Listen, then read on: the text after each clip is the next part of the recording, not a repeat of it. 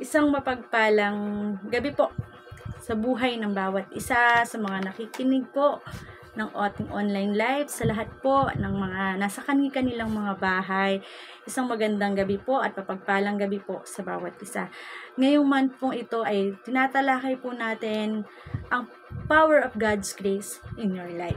So, bago po tayo magsimula sa ating talakayin ngayong gabing ito, tayo nga po muna ay manalangin sa ating Panginoon. Hallelujah, Jesus. Maraming salamat, Panginoon, sa gabing ito na patuloy mong bubuksan ang puso ng bawat isang mga nakikinig, Panginoon, at patuloy mo kaming busugin ng iyong mga salita ngayong gabing ito, Diyos, na patuloy na ang bawat isa po ay ikaw ang maitaas sa kanilang mga buhay at ikaw po ang pinakadakila sa lahat. Salamat po, Panginoon, ikaw po ang pinakamataas na papuri at pagsamba sa aming mga buhay. Amen. Ayan. Ngayong gabi po ay, sabi ko nga po, ang theme po ng ating June ay Power of God's Grace in your life.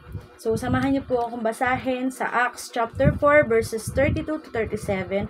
All the believers were one in heart and mind. No one claimed that any of their possessions was their own, but they shared everything they had.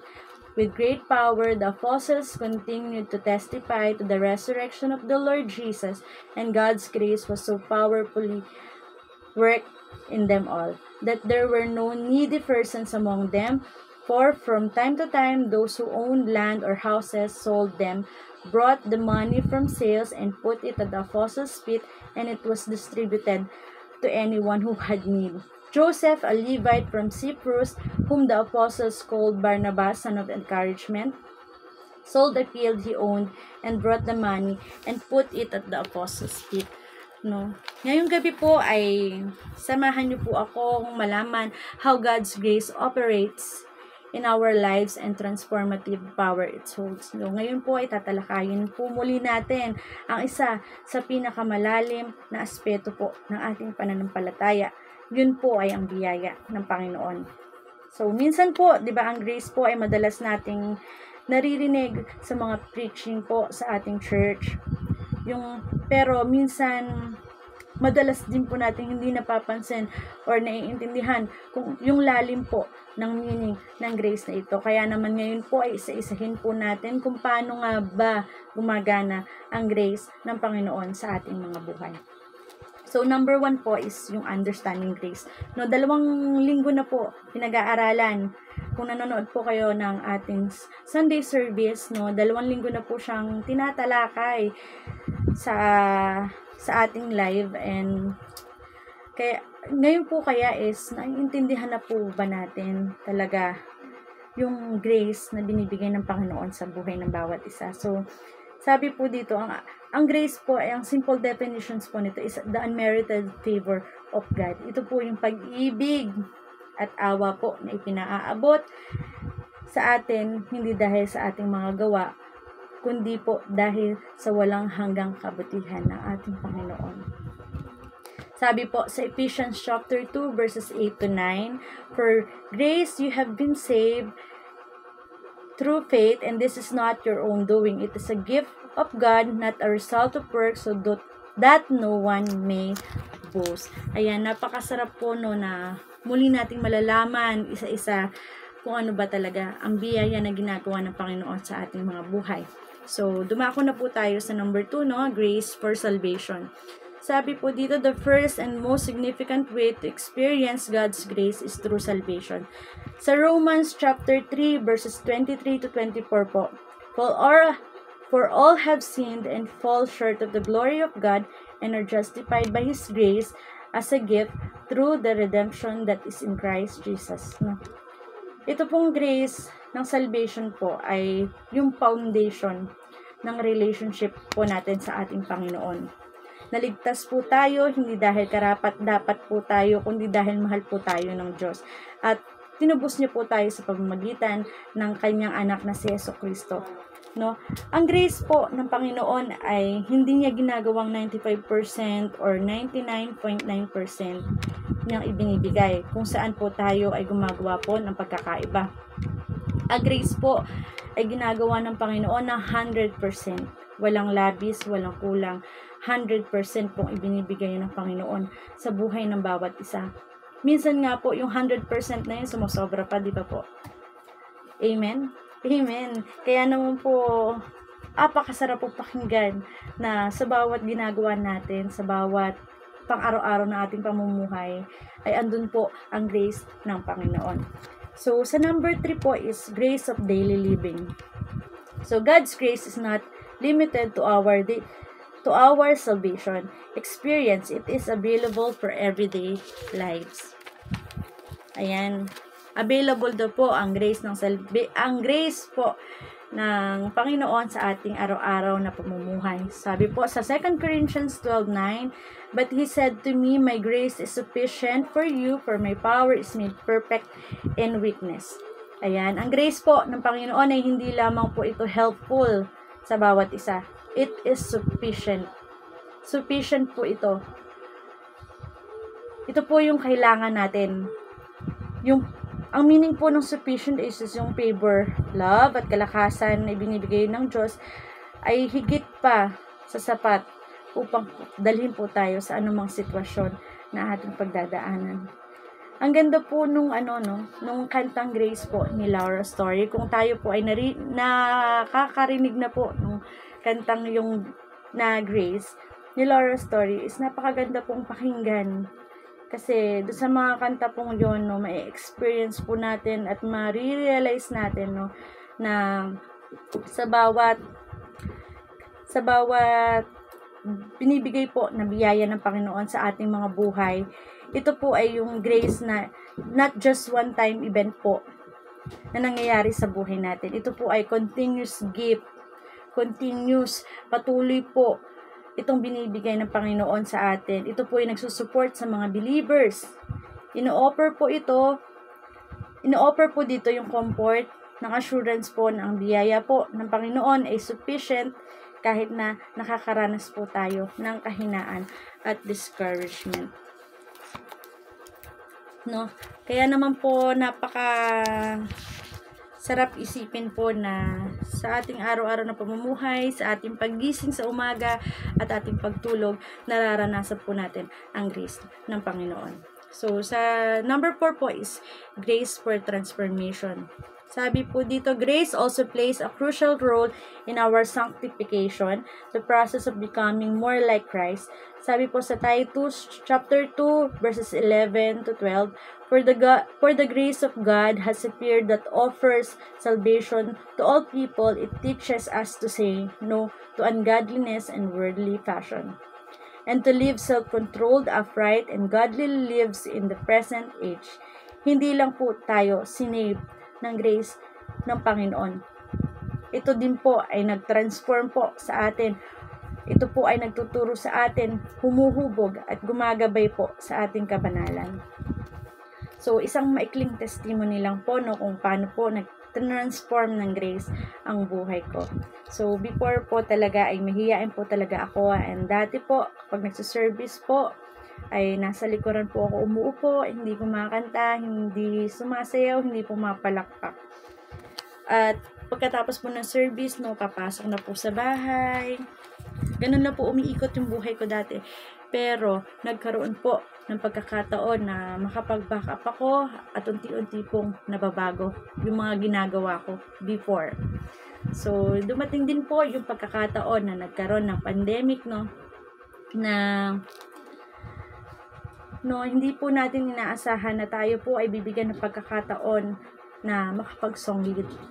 Diba kahit na po tayo ay mahiyain, binigyan pa rin po tayo ng pagkakataon ng Panginoon na makapag-song lead at maibahagi po ang ating talento.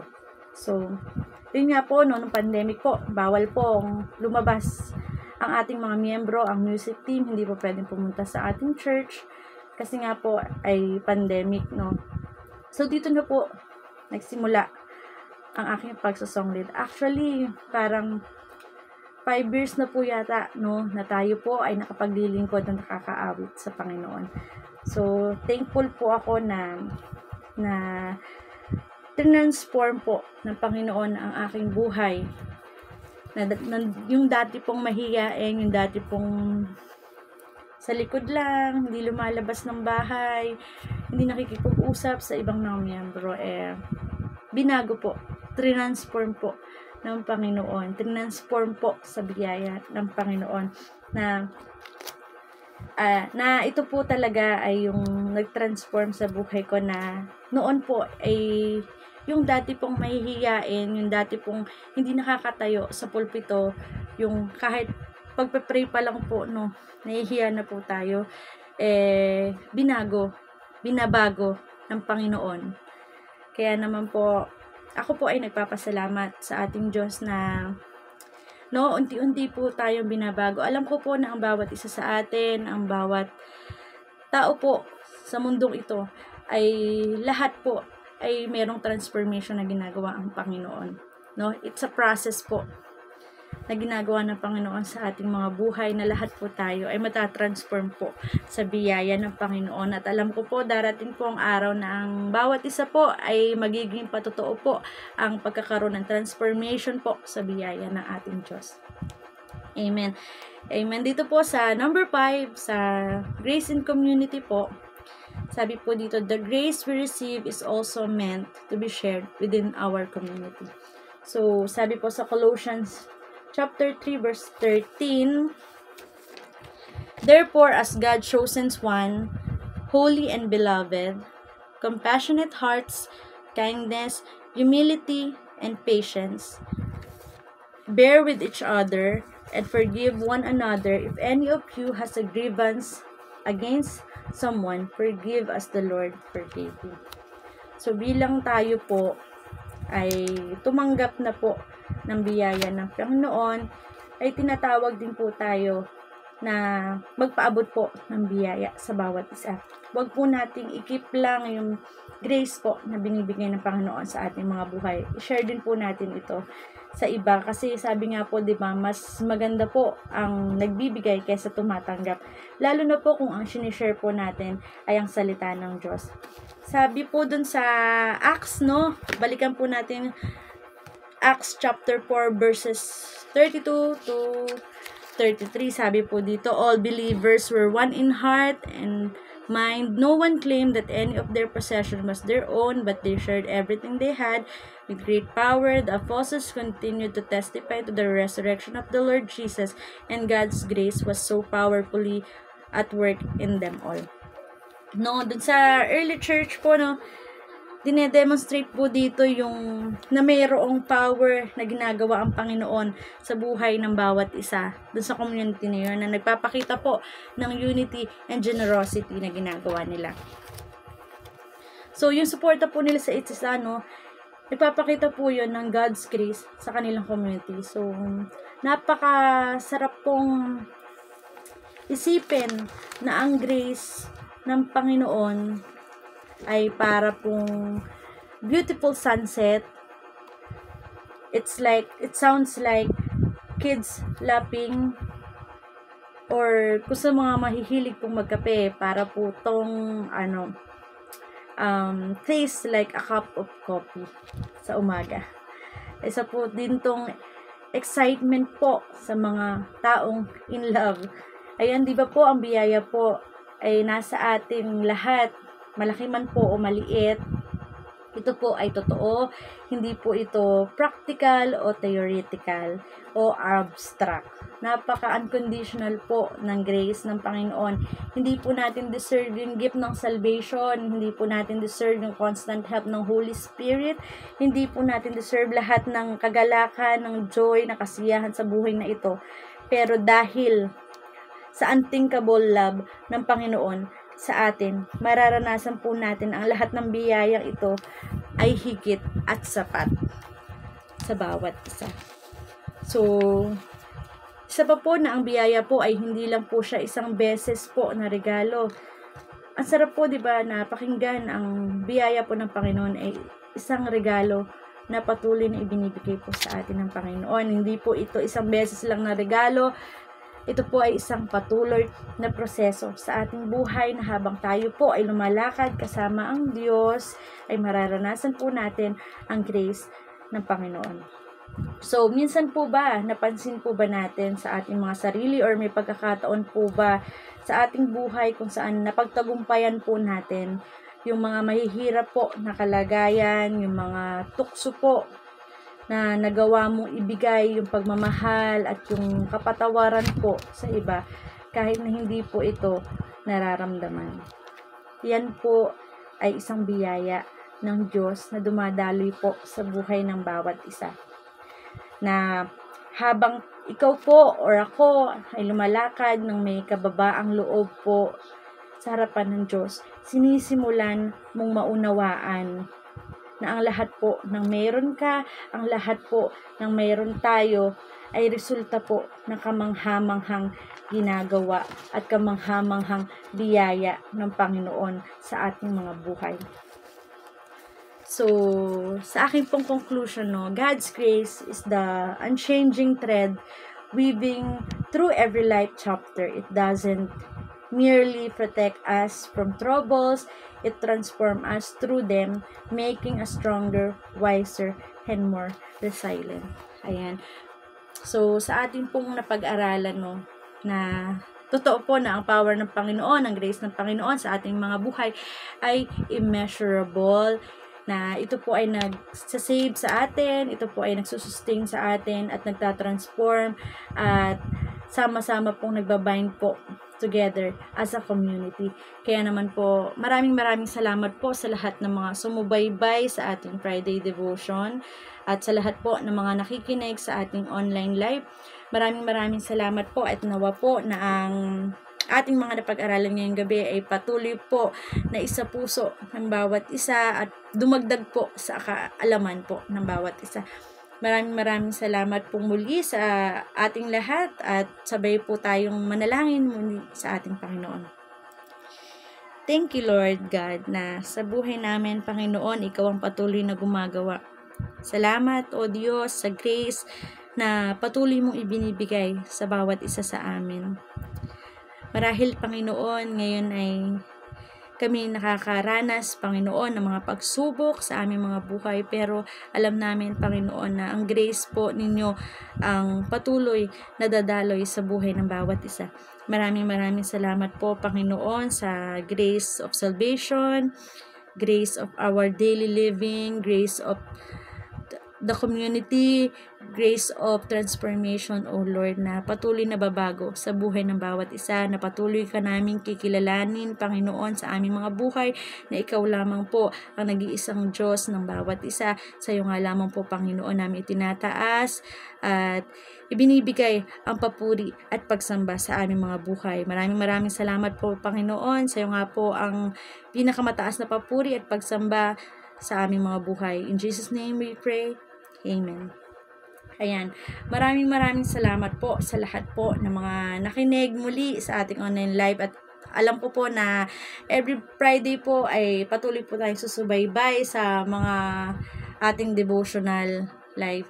At sa tuwing Sunday po ay nawa po ay tayong lahat ay patuloy na mabless sa pagkakaintindi po ng ating tema ngayong buwan na ito na Power of God's Grace in Your Life.